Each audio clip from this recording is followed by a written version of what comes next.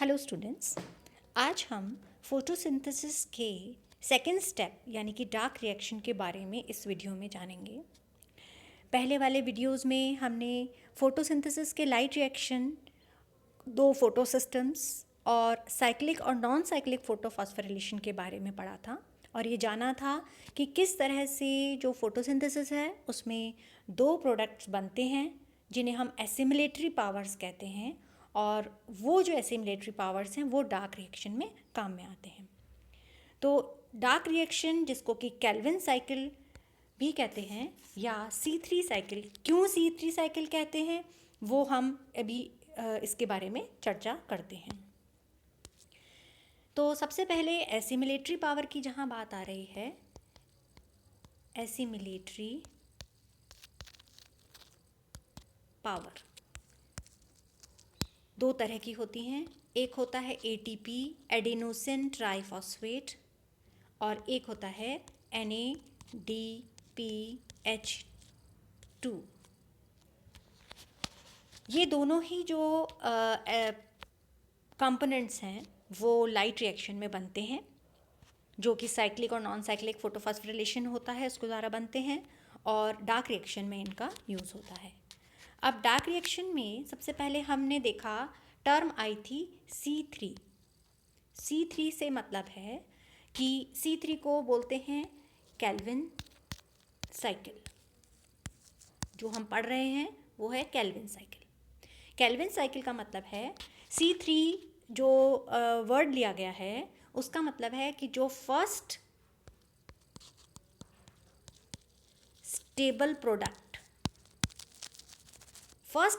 Product जो बनेगा वो होगा 3 कार्बन वाला कंपोनेंट।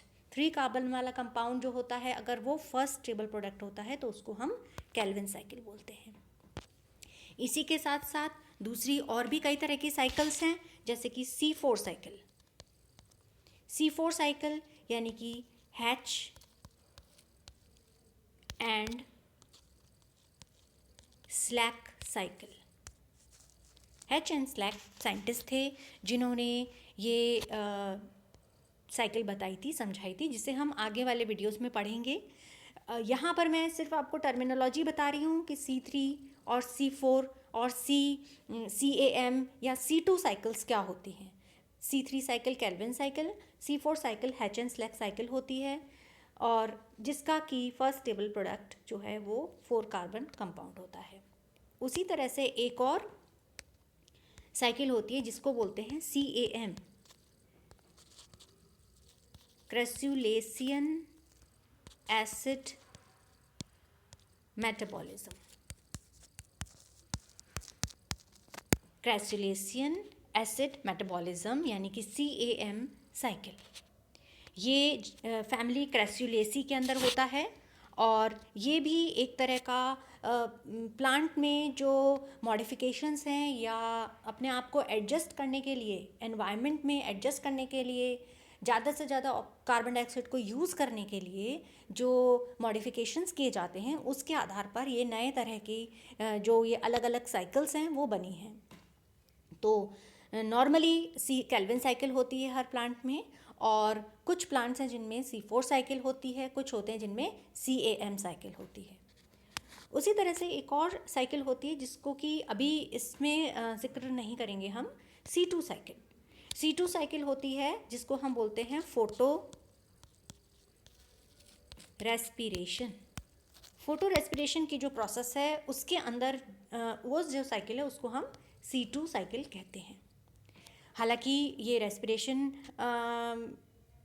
का पार्ट हो गया। अभी इसमें हम यहाँ पर देख रहे हैं कि जो आगे जो एंजाइम्स यूज़ होंगे उनका क्या रोल है, उसके बेसिस पर वो फोटो रेस्पिरेशन करता है प्लांट या फोटोसिंथेसिस करता है, वो एंजाइम जो है वो डिसाइड करता है।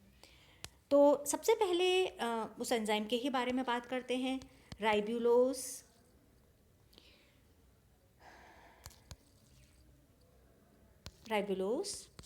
Diphosphate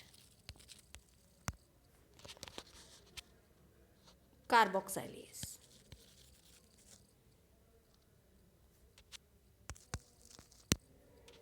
Rubisco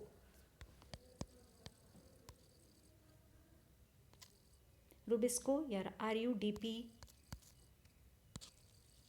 कार्बोक्साइलेज। अगर रुबिस्को जो है, अगर कार्बन डाइऑक्साइड की क्वांटिटी वातावरण में ज़्यादा होती है तो वो कार्बन डाइऑक्साइड को फिक्स करता है और फोटोसिंथेसिस की प्रोसेस पूरी होती है। वहीं अगर ऑक्सीजन की क्वांटिटी ज़्यादा होती है तो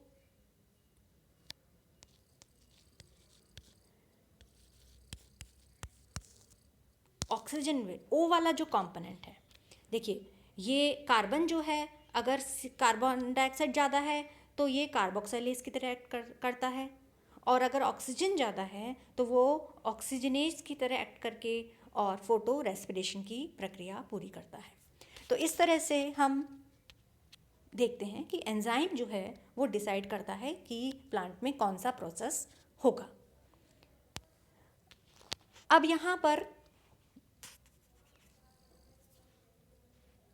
आगे चलते हैं। सबसे पहला जो क्रम है केल्विन साइकिल को शुरू करने से, Calvin cycle C3 cycle. Calvin cycle में सबसे पहले जो शुरुआत होती है, इसमें 4 चरण हैं। सबसे पहला है कार्बोक्साइलेशन।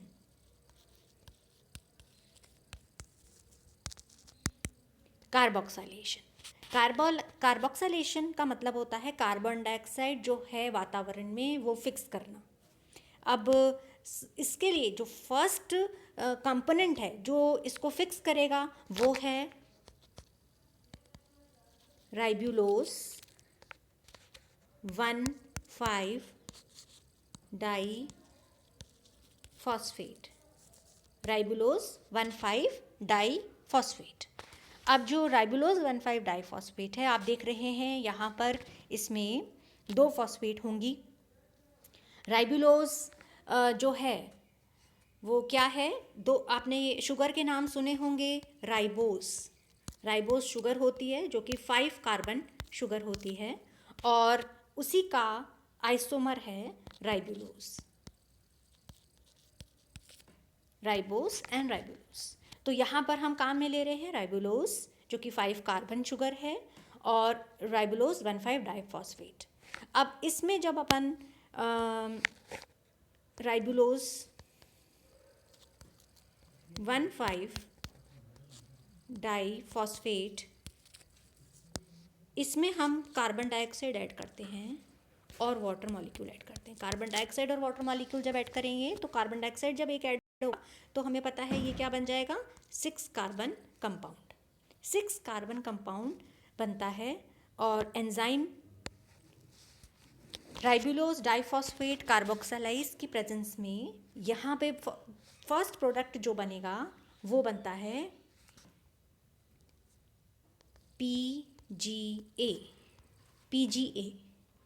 ठीक है, फर्स्ट स्टेबल प्रोडक्ट कौन सा बना, PGA, phospho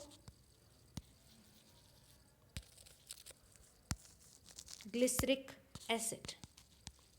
first stable product बनता है फॉस्फोग्लिसरिक एसिड जिसे PGA कहते हैं, जो कि 3 कार्बन कंपाउंड है, 3 कार्बन कंपाउंड है, और इसके 2 मॉलिक्यूल्स बनते हैं, 2 मॉलिक्यूल बनते हैं PGA के। तो पहला जो कंपोनेंट है, सबसे पहले जो कंपोनेंट बनता है वो है PGA, और इसी के आधार पर इसका नाम रखा गया है C3 साइकिल। C3 साइकिल इसीलिए कहते हैं क्योंकि फर्स्ट स्टेबल प्रोडक्ट जो है वो फॉस्फोग्लिसरिक एसिड होता है। यहाँ पर एंजाइम जो हमने पहले जिक्र किया था, राइबुलोज डाइफॉस्फेट कार्बोक्सिलेज काम में आया है क्योंकि कार्बोक्सिलेशन कर रहा है वो, ऑक्सीजनेज यहाँ पर यूज़ नहीं हुआ है। अब इसी को आगे देखते हुए जब हम आगे की रिएक्शंस देखते हैं तो 3 स्टेप्स इसमें और होते हैं। सेकंड स्टेप आता है रिडक्शन। जो PGA एसिड बना है उसका अब रिडक्शन होगा, और रिडक्शन के बाद थर्ड स्टेप है हेक्सोस शुगर फॉर्मेशन। तो यहाँ पर आपकी जो हेक्सोस शुगर है, जो कि मेन पर्पस होता है फोटोसिंथेसिस का कि शुगर बनाना, वो यहाँ पर इस स्टेप में बन जाएगी। और लास्ट स्टेप जो है, फोर्थ स्टेप है, वो है रीजेनरेशन। रीजेनरेशन किसका? वापस से राइबोलोज डाइफॉस्फेट बनता है ताकि वो आगे की जो कार्बन डाइऑक्साइड है उसको फिक्स कर सके। तो ये जो सारे स्टेप्स हैं ये हो कहाँ रहे हैं? जो क्लोरोप्लास्ट है उसकी स्ट्रोमा के अंदर। डार्क रिएक्शन हमेशा स्ट्रोमा में होती है और ये जो सारे प्रक्रियाएं हैं वो इसमें हो रही हैं। अब ये जो 3 स्टेप्स हैं इनको हम आगे वाले वीडियोस में पढ़ेंगे। तो अभी तक हमने यहाँ पर ये देखा कि जो फर्स्ट सबसे पहले तो कार्बन डाइऑक्साइड फिक्स हुआ है। किस में फिक्स हुआ है? राइबोलोज 1,5 डाइफॉस्फेट में फिक्स हुआ है कार्बन डाइऑक्साइड, और उसने एक फर्स्ट स्टेबल कंपोनेंट क्या बनाया? PGA फॉस्फोग्लिसरिक एसिड के 2 मॉलिक्यूल्स बनाए हैं। ये खुद 3 कार्बन है, इसलिए इसको C3 साइकिल कहा जाता है। आगे का हम नेक्स्ट वीडियो में पढ़ेंगे।